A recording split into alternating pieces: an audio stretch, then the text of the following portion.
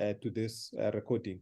We need to start sharing as much as we can, especially us Black people. We need to start sharing as much as we can, and because that's how, as a society, we are going to move up.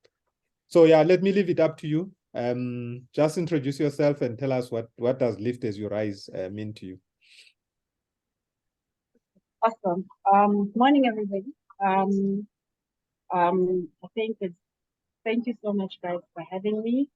I think first and foremost, I am a young lady, very young, very kind, very strategic, and very intentional. I am in the property field. What I do is I flip houses. So that is actually what pulled me into this field. My passion, the initial one that I love is flipping. To a point whereby I adopted the name Queen of Flip. And then as I got to know more and I got to learn more, then it became Lady Wa Property. And right now it's quiet because my corner is quiet, beautiful. Guys, can you still hear me? Yes, we can hear you. You're awesome. Because someone is just somebody. But anyway, what I understand by lift as you rise is that it's an internal and an external thing, right? What I mean by that, for me, I was just speaking to Mkonzo, because I asked him, why does you have the book Lift as you rise on you? And he was like, listen, 1, 2, 3, 1, 2, 3. And I said, what I understood by this guy, when he proceeded into his business, he got to actually understand that if you are going in business, you do not live alone. When you start off your journey, you need to understand that people came to eat up everything. When I say eat up everything, when someone speaks of property, you are there. Because you do not understand fully what it means, right? So you are networking with everybody and you are taking up all the information and you feel that every information is relevant to you. As you proceed, it narrows down. You become authentic, you become picky, you become strategic. What I mean by that is that now, when you're actually in a crowd of people, you understand what you need. We need to understand that when you're in business, right, you are there to make profit and to solve a problem. You are addressing a need, right? So if you're addressing a need, you need a particular team. So now when you are strategic and you are lifting, now this is self-development, right? So it's the first one. The first one is you absorb everything because you are so eager to come into this field of property. The second lift is lifting yourself because now you understand where you want to be. You understand where you want to give value, where you need value. Then you start being selective. Now you are lifting yourself up.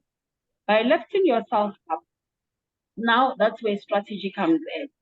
You become picky about your association.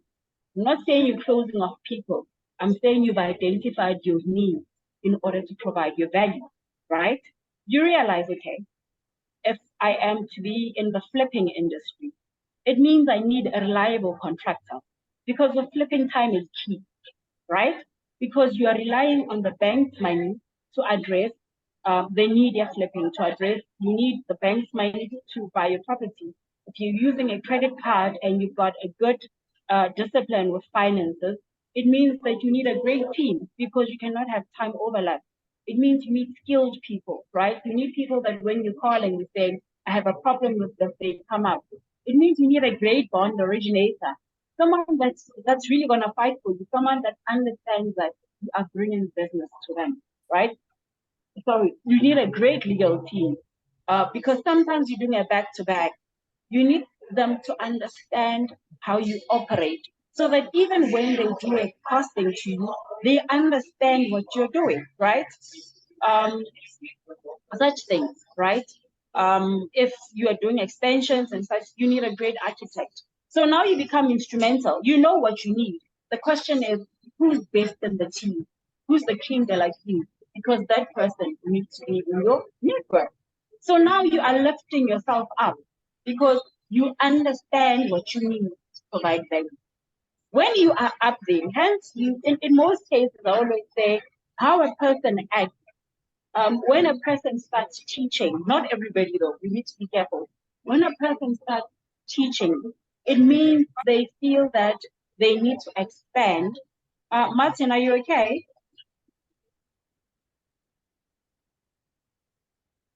Hello? Okay, good. So when you start teaching, that's when you are lifting others so that they can rise with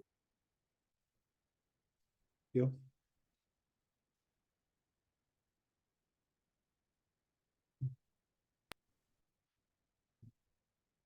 You got muted there. you.